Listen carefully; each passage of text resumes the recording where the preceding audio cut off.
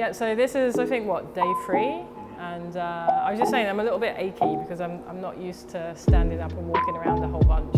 I think my head's hurting a little bit because we were trying to figure out some mathematical ways of modulating or tessellating my work, and it just reminded me I wasn't very good at math at school, so maybe that's why I ended up as being an artist. You know, it's interesting as an artist because you're often asked this question of, you know, what are your biggest influences? So I think when I was younger, maybe what influenced me were the cartoons that I watched.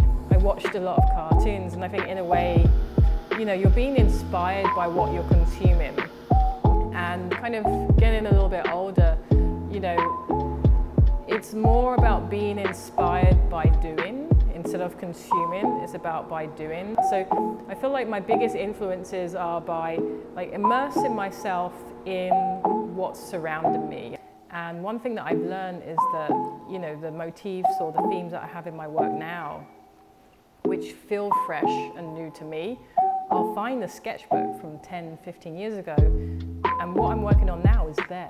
And what I've realized is that the characters and lines in my work are related to the places and the people in my life.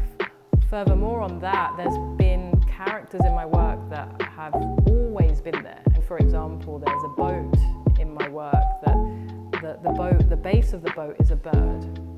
And that character is about sailing over seas. It can get you anywhere, but the bird also represents freedom there. So it's really interesting to kind of look back once themes or characters disappear and then try to connect, oh, what was that, or where was that, or who was that kind of in my life.